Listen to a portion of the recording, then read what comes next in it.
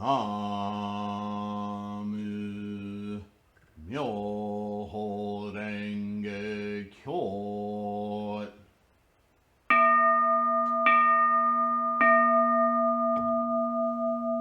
나무 묘호랭개교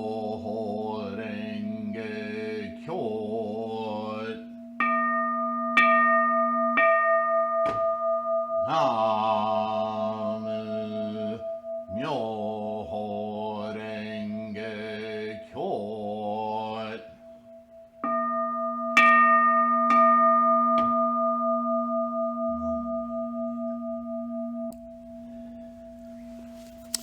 All right.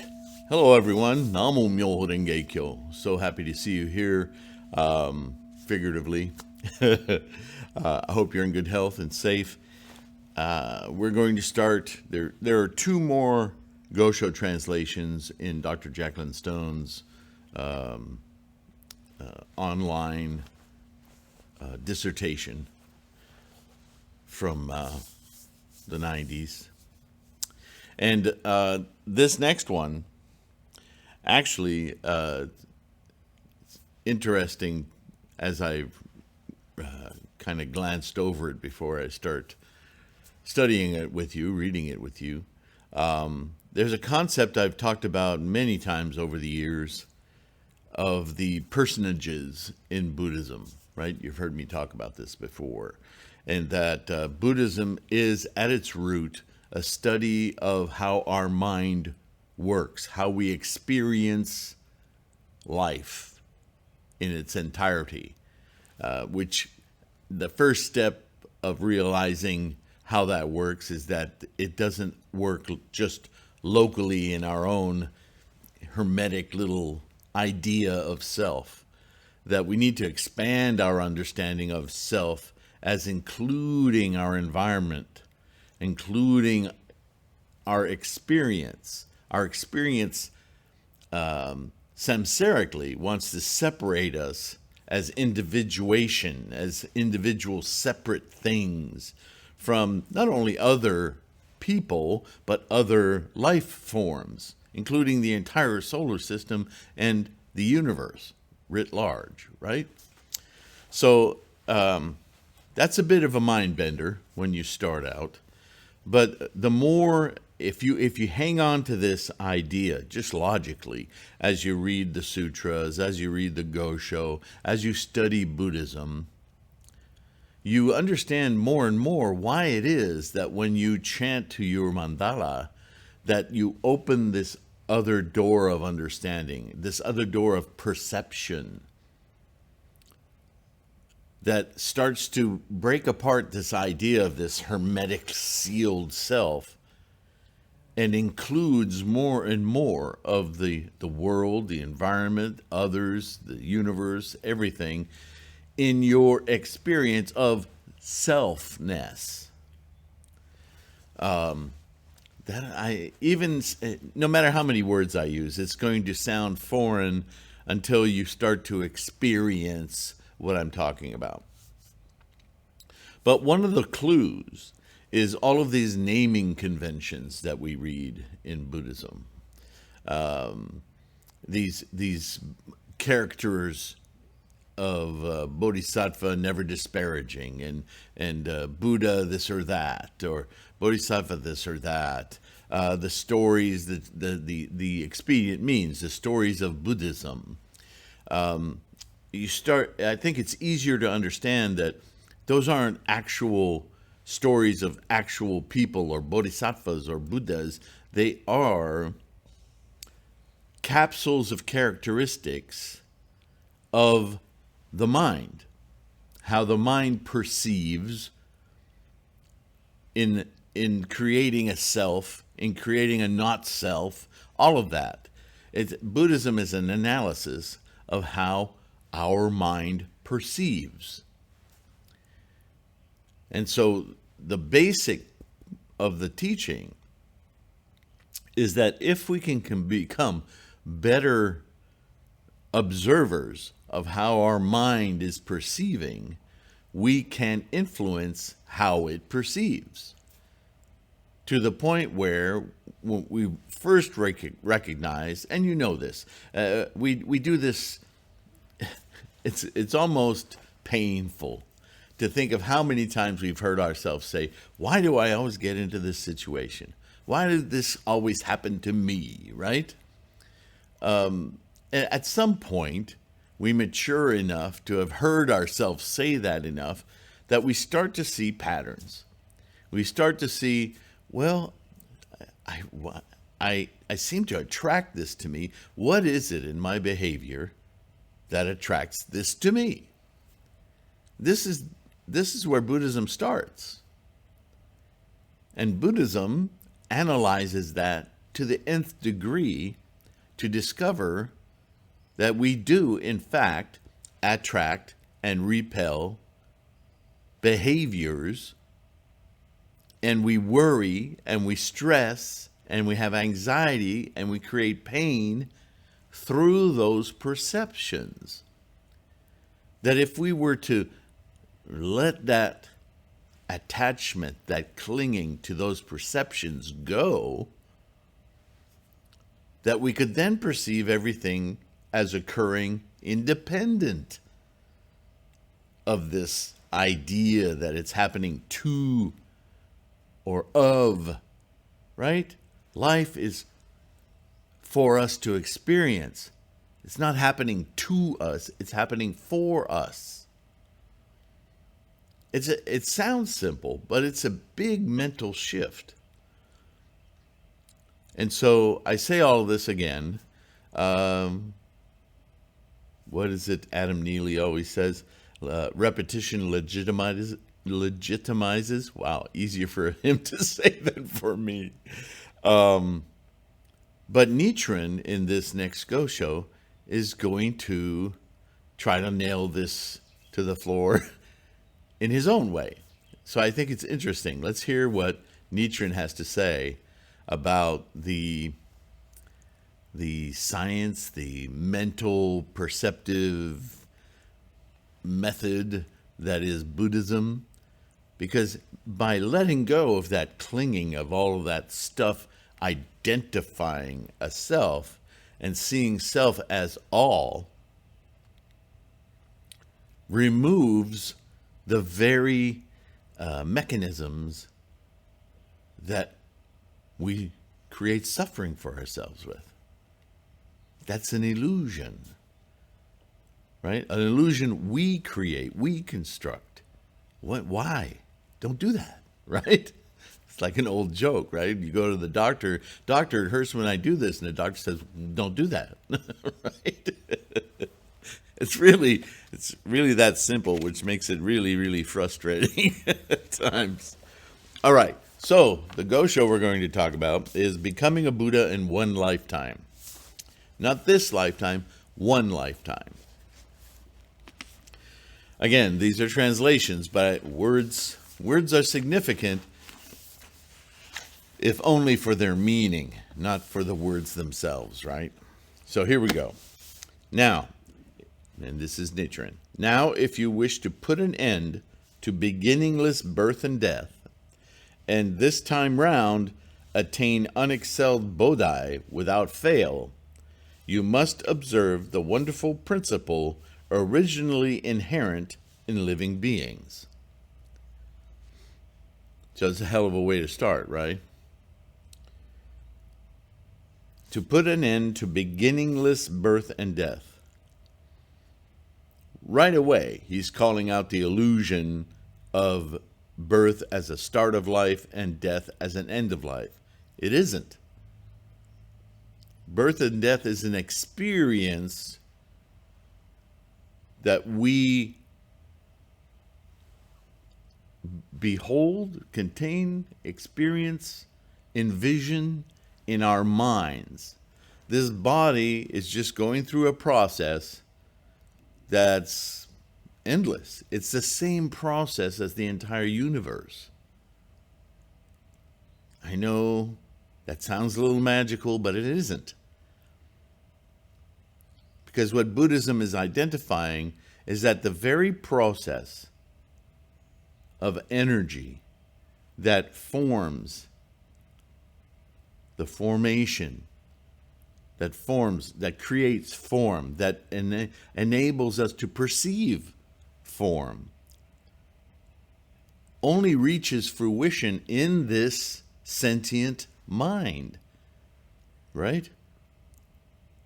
Look up in any book of medicine or surgery or even philosophy, anywhere, and try to find an organ called mind or anything called mind. It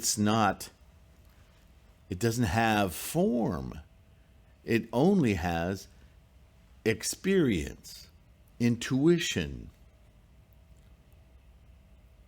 That's mind. And this is the focus of Buddhism. Because in that mind is your entire idea of self, not self, thing, not thing. And that's only emergent from a process that makes the Big Bang, that makes planets and cosmos and deer and elk and grasshoppers and friends and self. That's a perception. So the perception that there's a birth, beginning of life, and death, end of life, is the illusion. The illusion being that that's all there is, because that's a process that has no time-space. It's been occurring since the first moment of time-space and will continue until time-space collapses. We're just a little experiential knob mind going, how selfish is it to think that it's all contained within this physical body, which has a lifespan, there it is. It's in the language. This momentary instantiation, manifestation that we are, glorious as it is, it's only wondrous when you perceive it in the nature of all phenomena. If you perceive it only in the dates that you are a physical body, it's frightening. That's why we cling to everything, right? That's the whole game right there.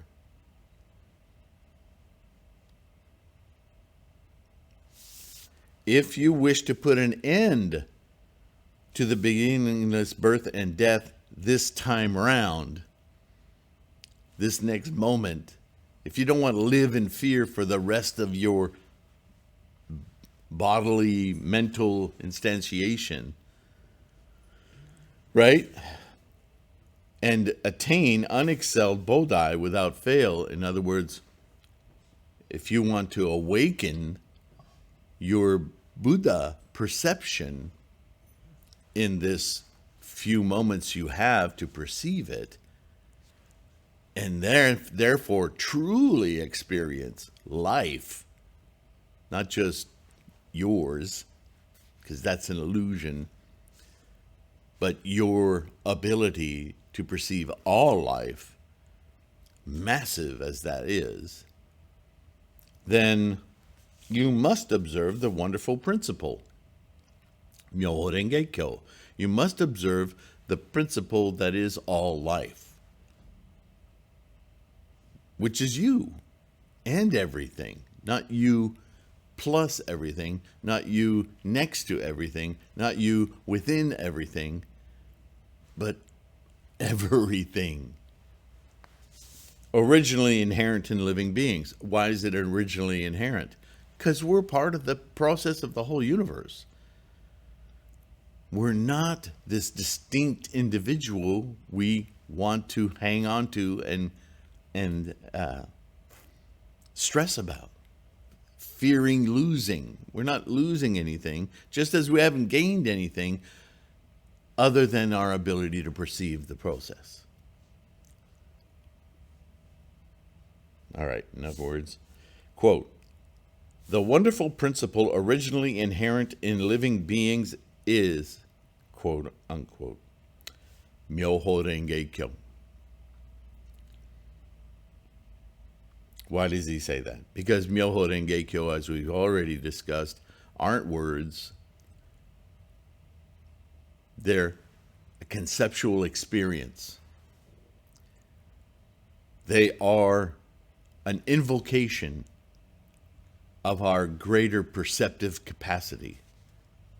Something far beyond this local little body that we need this body to instantiate this mind so that we can perceive much more.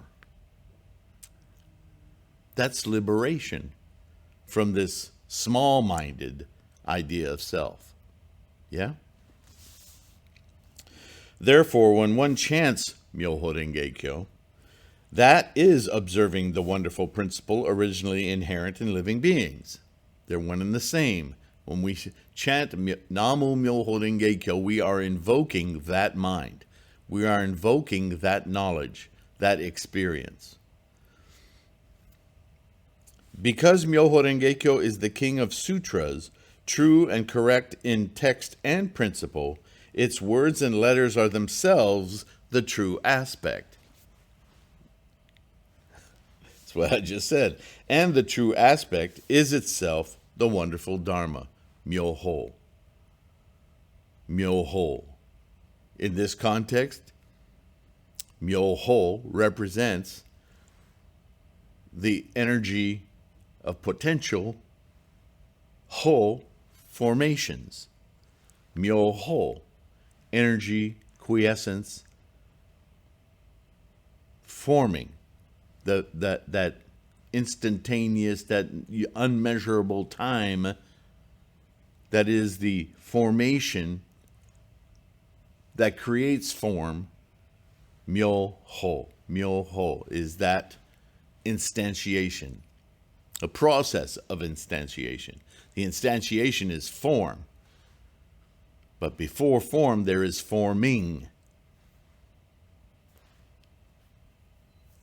Right? We have to unglue our minds from our attachment to mass, matter, and understand that all matter, mass, is itself simply a description of energies in momentum,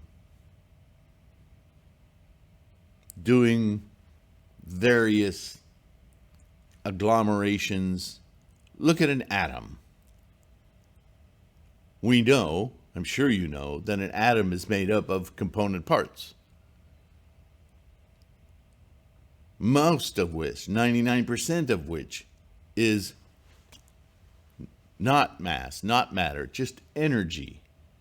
And if you break that down to a proton and a neutron, you go, well, those are building blocks, mass. Well, understand, mass is just a word describing a state.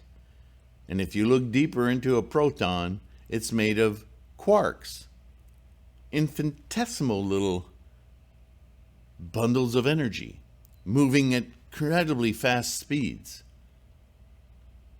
creating an earthly illusion of, or a mathematical illusion of something we call mass, but there's no mass. Or so little mass that it's almost incalculable. And what we end up doing with our science and our maths is understanding that even in our fundamental makeup, everything we are is forms of energy, energy at work, karma. The perception that things are solid is a provisional samsaric ideation, an attachment, a perception that's handy for coursing in this wonderland. But ultimately, everything is forms of energy. This is the thing that unites everything. Oneness, Buddha-ness, suchness. Energy combined in this way has a suchness. But the suchness isn't it. It's what forms the suchness that is the key to understanding. Does that make more sense? Let's go on. That is, that which expounds and reveals the meaning of the one mind being the Dharma realm is called the wonderful Dharma. The mind being the Dharma realm means our thinking, our mind, our mental cognitions and perceptions and ideations, all of it, is the very realm that we inhabit. The mind emerges from this apparatus, which itself perceives the apparatus in order to be, this being, which is a temporary manifestation. Yeah?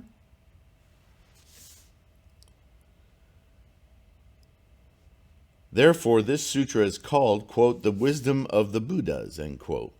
The one mind, being the Dharma realm, means that both land and person, body and mind, of all beings of the 10 realms and of the 3,000 realms, as well as insentient beings, including grasses and trees, and sky and earth, not excepting even a particle of dust, are encompassed in the mind in a single thought moment, and this mind, in a single thought moment, permeates the Dharma realm. This is called the 10,000 Dharmas.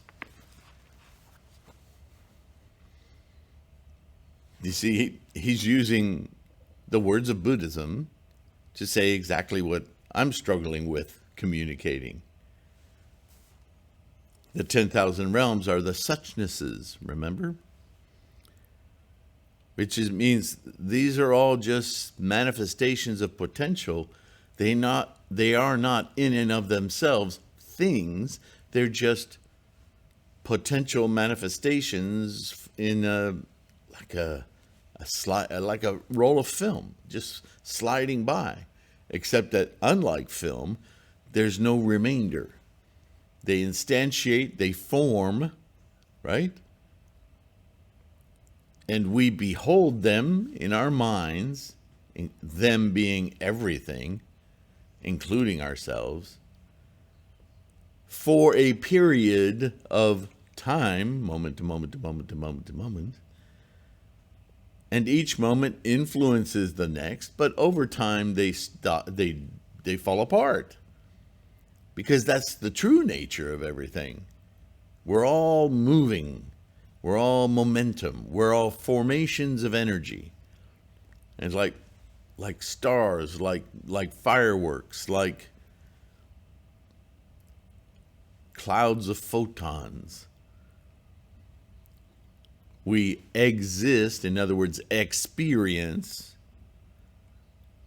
our formations and the formations around us in this wonderful flow.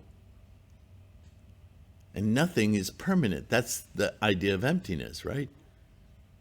So clinging to things is why we suffer. We create that suffering. We don't need to do that. When one awakens to this principle, that is called the one mind being the Dharma realm, inseparable from everything. However, even if you chant and uphold Myoho Renge Kyo, if you think the Dharma is apart from your own mind, that is not the wonderful Dharma, but some inferior Dharma. There's the catch. We've talked about this before. This idea that we're just going through rote rituals and practices just, what, as a diversion, entertaining ourselves, waiting for something to come to us. This is a significant error, and the error is in our minds. We need an attitude adjustment. You hear me say it all the time. Buddhism is about the mind. It's about attitude and intent. Understand that your enlightenment, my enlightenment, everything, enlightenment takes place right here and now in your mind, because your mind is itself the Dharma realm. It's not going to come into your mind. It's not going to be, it doesn't come from without your mind. Your mind is the Dharma realm. The fact that you're not perceiving it is a willful delusion. You are your own obstacle because of your clinging and constantly wanting to maintain beingness. But the truth of it is, even in the word, being is a verb. So be the process, not the thing. Don't anchor yourself to what you have. Instead, be part of the process of having and letting go. Being. Enjoy your Buddha perception. So much more precious is that perception. Understand that Buddha is the very structure of your mind. See, it doesn't need to come from anywhere else. You just need to awaken your samsaric reality. Oh, been here all along. That's the mental shift. And it happens when you chant to mandala. I've been talking recently a little bit about how when we chant to mandala, our Gohonzon enlivens, our Buddha enlivens. We're talking to it.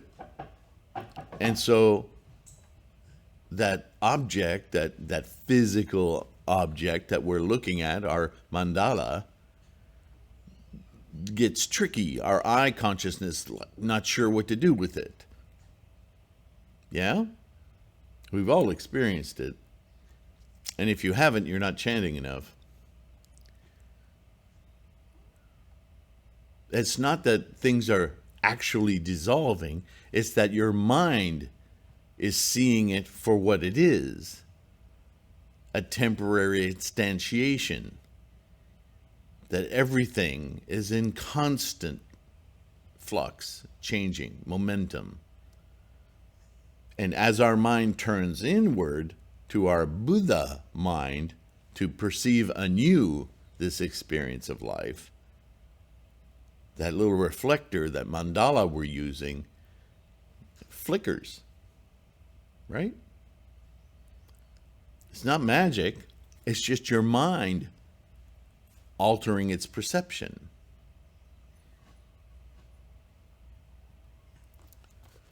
If you think the Dharma is apart from your own mind, that is not the wonderful Dharma.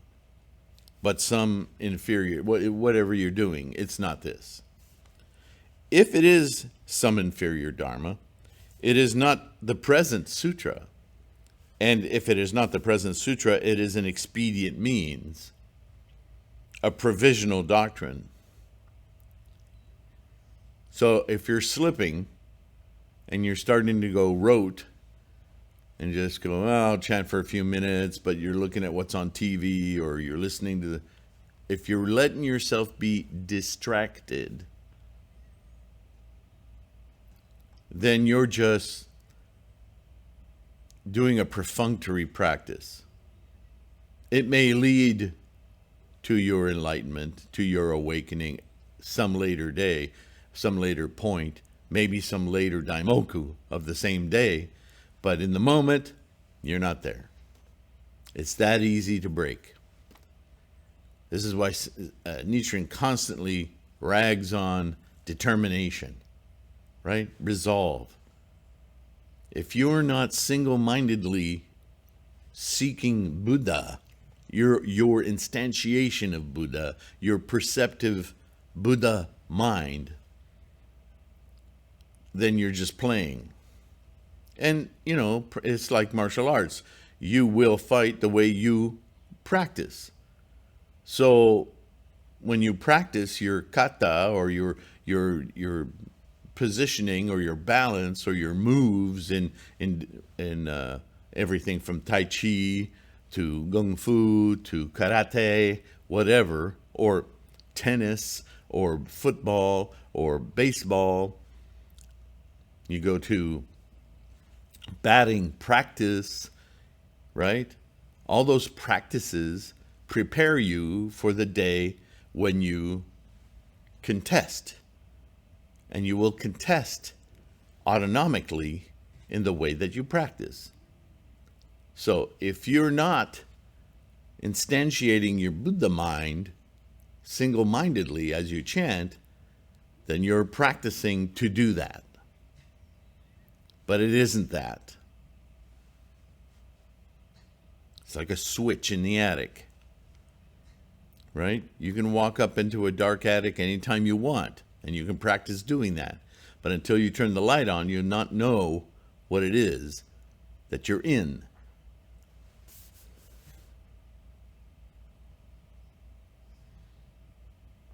And if it is a teaching of expedient means or provisional doctrine, then it is not the direct path of attaining Buddhahood. And if it is not the direct path of attaining Buddhahood, then one cannot become a Buddha. Even if one should practice austerities over the course of many lifetimes and long kalpas, becoming a Buddha in one lifetime would then be impossible.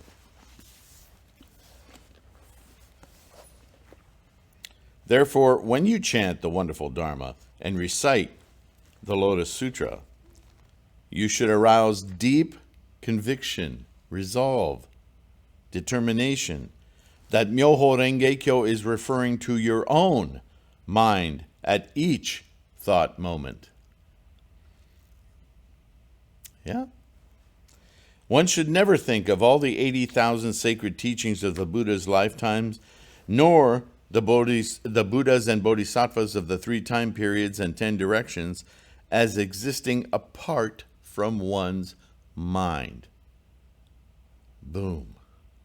Shakalaka. All of those Buddhas, remember the personages of the mandala? All of the Bodhisattvas, what I started this lesson with today? They're constructs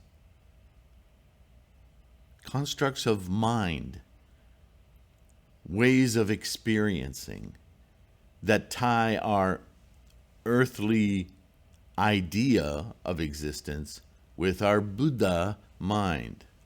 Yeah? It's a transitory space. This human lifetime exists solely for the purpose of your enlightenment. That's your purpose. Yeah. The mind exists to perceive the glory of all of existence. The mind is a witness of this incredible process of life.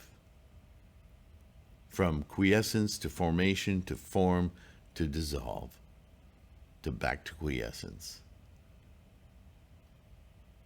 The time period, unfathomable. But to be free within the entire scope of it, what an amazing thing to realize. It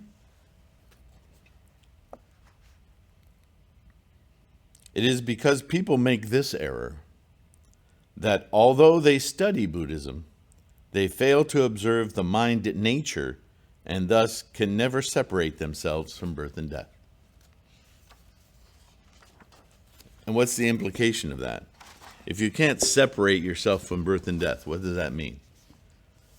Again, the idea that birth is the beginning of life and that death is the end of it is the delusion, the primary delusion that sticks us in a identified body and creates all of our anxiety and suffering. I need. We get older. We want what you have. We want what she has. I don't want you to have mine. I'm going to die. I'm going to lose. Fear, fear, fear, fear. Fear of survival, fear of having enough food, fear of having somebody acknowledge how important we are, to be loved, to love another.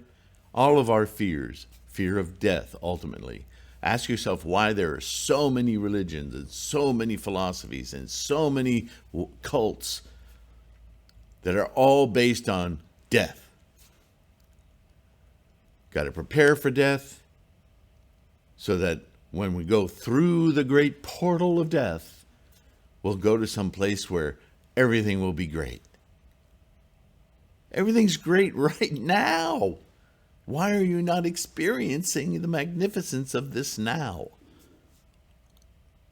Attached to this is the life. No, this is just a window of life, an opportunity to see it far beyond the borders of human birth and human decay and dissolution.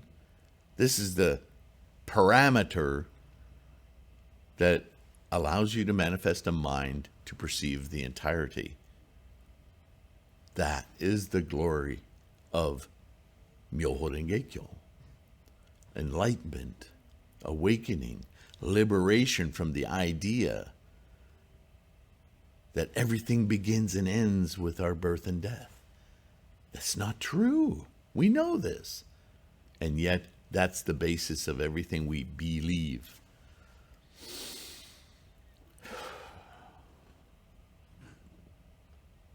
Sometimes it's really easy to understand that. Other times it's a tough nut to crack, right? Where are we time-wise? Okay, let's go a little further. Nichiren continues.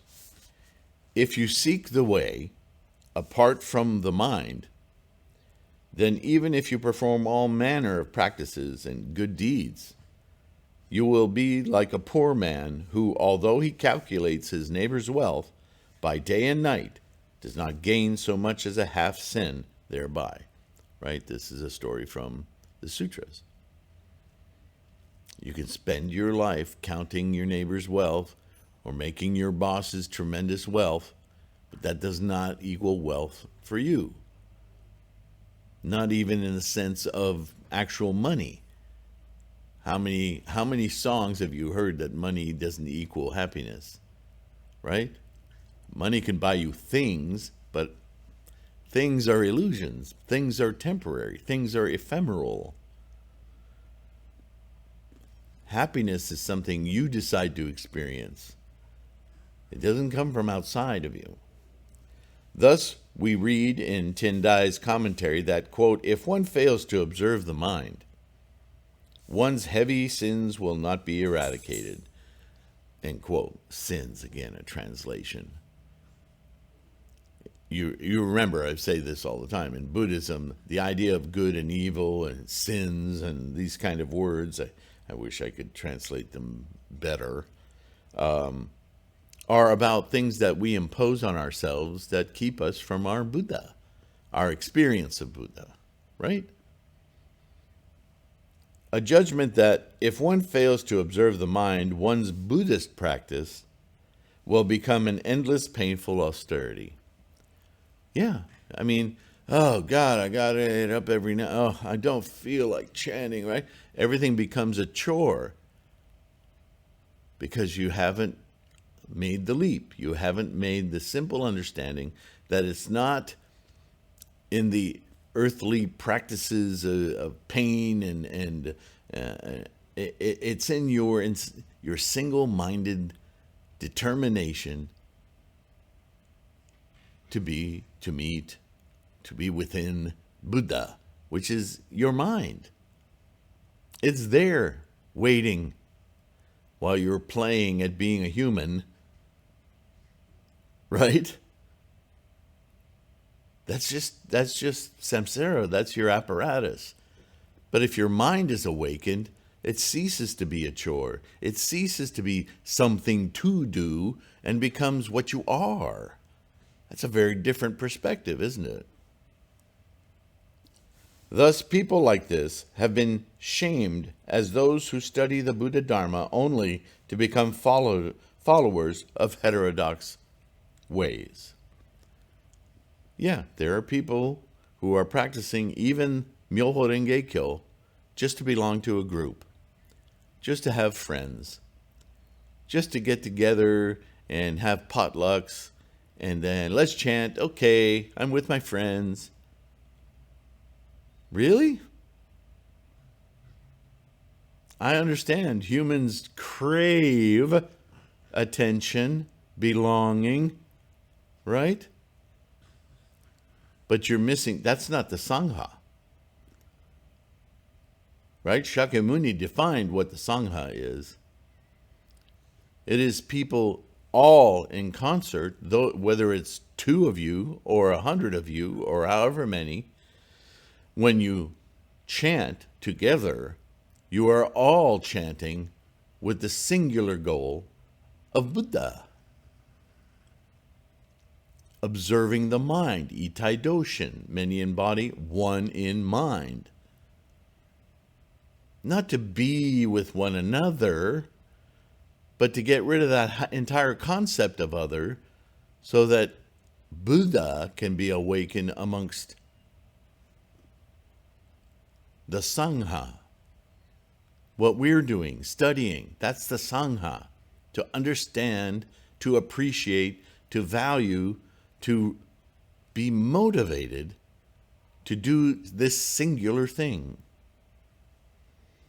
As the Chikwan states, quote, although they study the Buddhist teachings, they in fact become identical to those who hold external views, end quote. Might as well just, I don't know, look for your enlightenment in playing soccer or a sewing circle. It's not that those things can't be entertaining and have, moments of joy and so forth, but all of that is samsaric attachment. It is not enlightenment, obviously, right? You wouldn't say that, but people practice that way. They practice with their goal in mind of hearing their friends, making sure they hear them. They're all about their relationships instead of focusing on Buddha.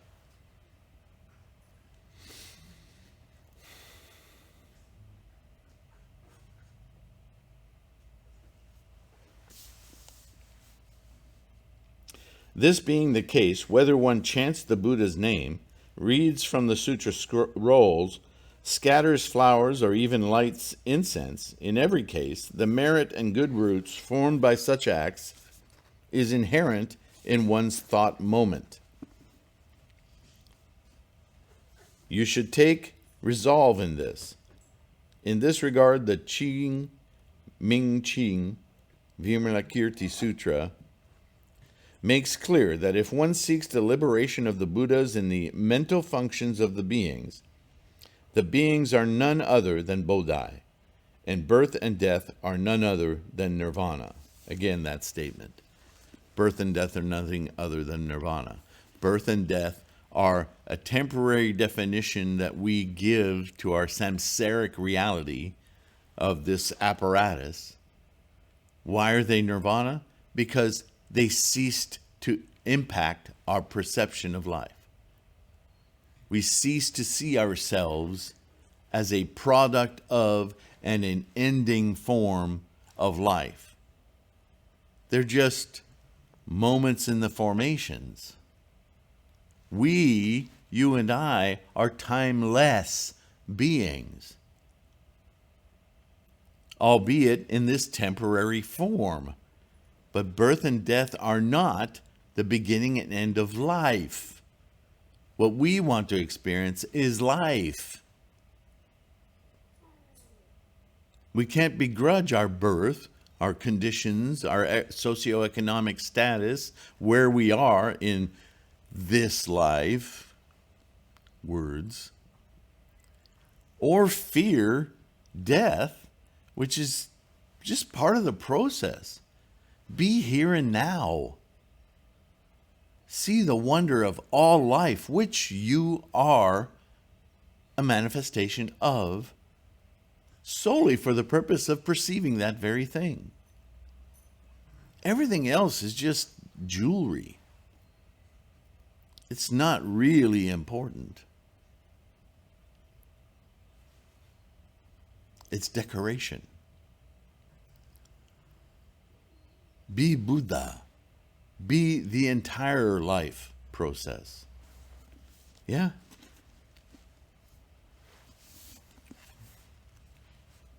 We also read that when the minds of the beings are defiled, the land is also defiled. But when their minds are pure, the land is also pure. Thus, we find there that whether we speak of the pure land or whether we speak of the impure land, these are not two separate lands. The distinction depends solely on the good or evil of our minds. There's that good and evil thing again. In other words, it's a mental perception. Do you ever wake up in the morning and, I don't know, whatever happened the day before, or maybe it's not even that, you just think to yourself, I think I'm just going to be miserable today. I'm going to lay around the house. I'm going to eat pizza. I'm going to have a good cry. I'm going to watch some shitty movies. I just want to be miserable today. You ever do that? You ever known anyone to do that? It's amazing how conscious we are of, and how directed we are at our own life condition. Right? I mean, if you're going to do that, at least recognize that that's what you're doing. Allow yourself an hour to be miserable, but put a time limit on it. Because you know that this is a condition you yourself are manufacturing. Oh yeah, you can make all sorts of reasons for it because that's part of buying into your delusion of being miserable. And then when you're done, when you set your alarm or whatever, after an hour goes by, I go, okay, time to stop crying, go wash my face, I'm going to dust myself off, put on something respectable, and I'm going to go do a really good gongyo. Or I'm going to do a Shodai Daimoku. I'm just going to chant for 2 hours till I stop thinking this crap. And focus your mind on not this, on Buddha, on however I instantiate my Buddha, the Buddha, whatever I need to discard, let go of, expiate, whatever, get out of the way.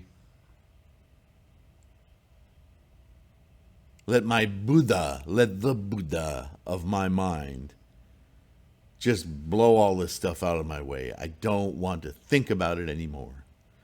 I want to think Buddha. Come on, Namo Myoho Renge Kyo. With that kind of determination, go and chant. Go and do gongyo. I promise you, you'll giggle uncontrollably, whether audibly or in your mind, at the ridiculousness of your samsaric mind, or the giddiness of being so immediately enchanted by your Buddha cognition, your Buddha mind. It's like that, because the Buddha mind knows that this is the Dharma realm.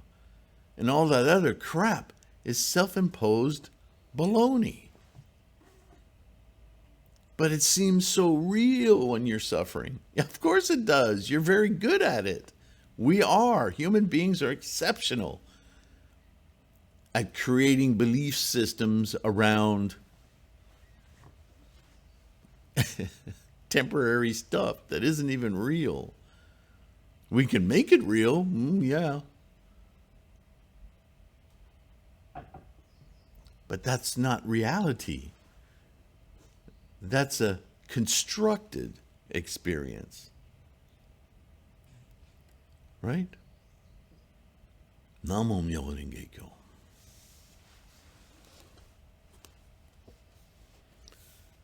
The same holds true whether we speak of beings or of the Buddha. While deluded, one is called an ordinary worldling, and when awakened, one is called a Buddha. Kind of prefer Buddha. To illustrate, even a tarnished mirror, when polished, will appear like a jewel. The mind, which right now is deluded by the ignorance of the thought moment, is a tarnished mirror, traveling around in the 3,000 realms every single thought moment. Right? It's our thought space, if you will.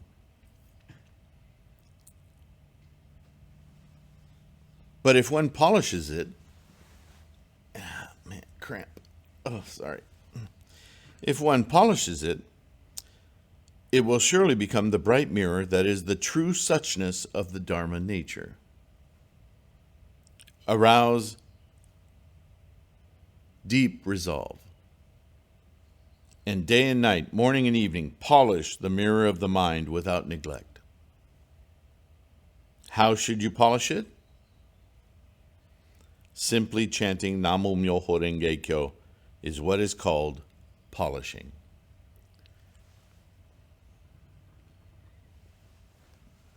It's a serviceable thought. The point is, this is how you, with determination, awaken Buddha. Your Buddha mind, your perception, the true perception of liberation, of the entirety of life, not just this birth-death issue.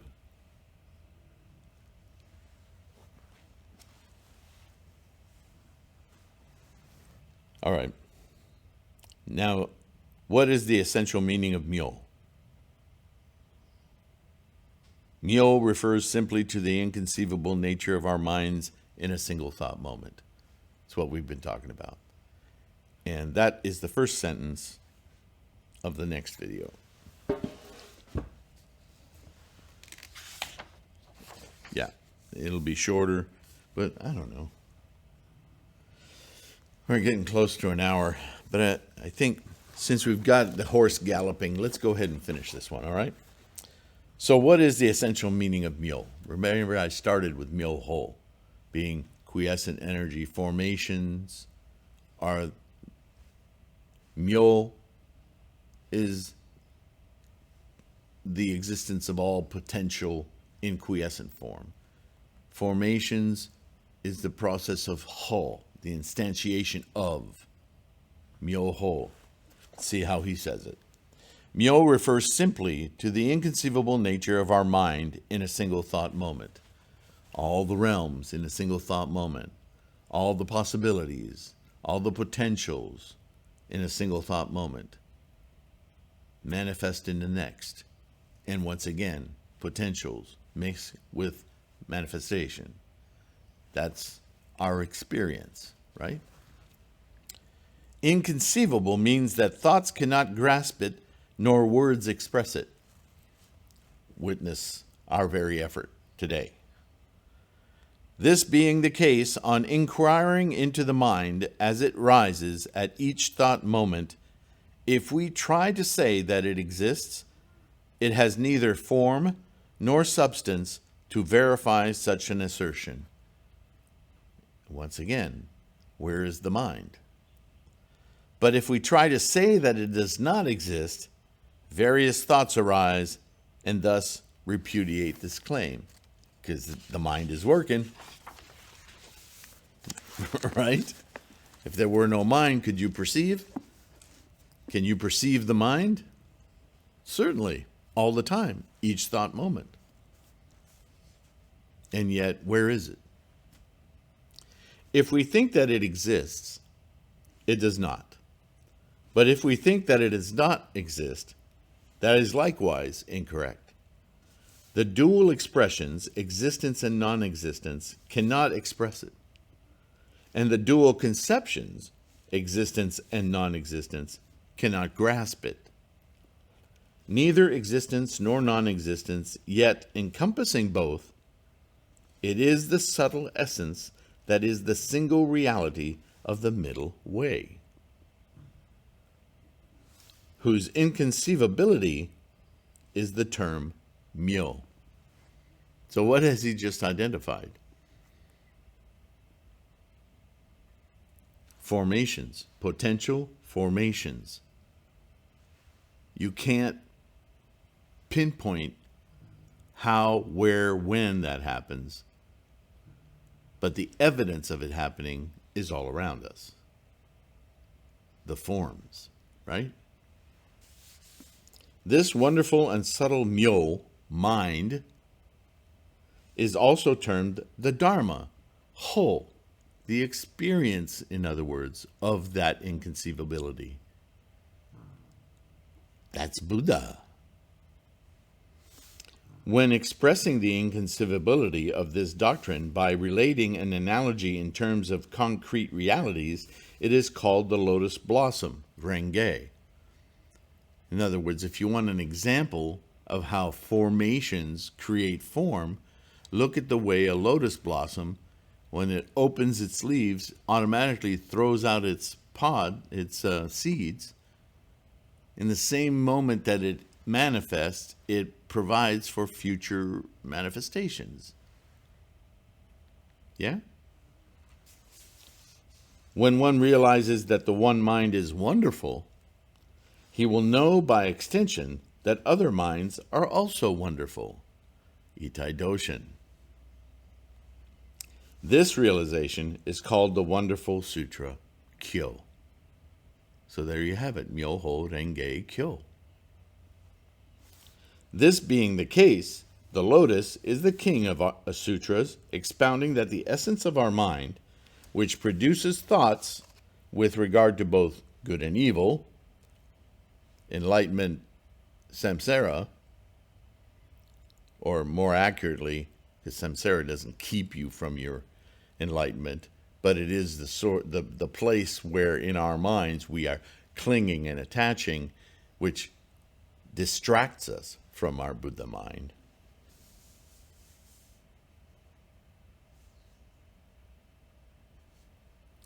Is the essence of the wonderful Dharma. Thus it is called the direct path of attaining Buddhahood. If you have deep conviction and resolve in this, and chant Myoho Renge Kyo, there can be no further doubt about your attaining Buddhahood in this single lifetime. This idea of birth and death gets blown apart, and your attainment of Buddha ensures that you understand the entire process of life, all realms. Therefore, the sutra states, quote, after my nirvana, truly one should receive and keep this sutra. This person, with respect to the Buddha way, is assured there can be no doubt, end quote. Never give way to doubt, but by all means carry out the resolve that will enable you to become a Buddha in this one lifetime. Namo Myoho Renge Kyo, Namo Myoho Renge Kyo.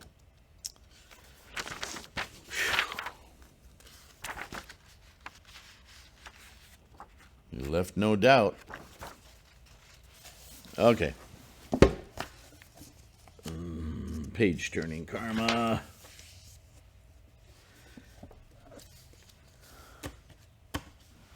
That is the end of that Gosho. It is a dense Gosho, dense with the entirety of the reason for the practice, the goal of the practice, the actual goal of life itself.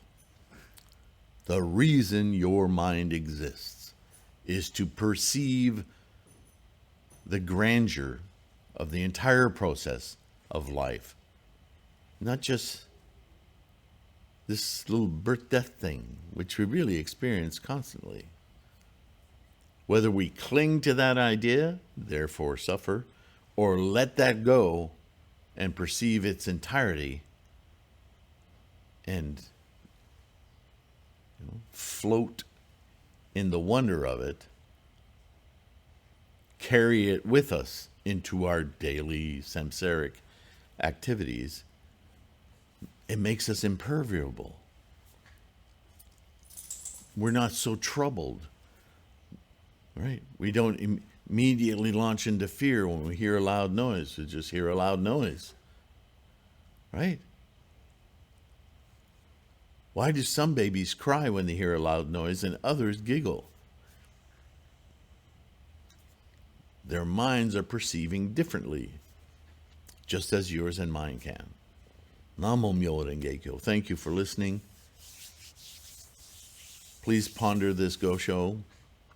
Download it, the oral podcast, and you can listen to it anytime. Take care of your health. Be kind to yourself. This is a deep, profound practice. Don't let yourself get lazy, because that's where doubts will fester. When you do it, do it. And you will always, always be rewarded. Namo Myoho Renge Kyo. I'll see you in the next one. Bye for now.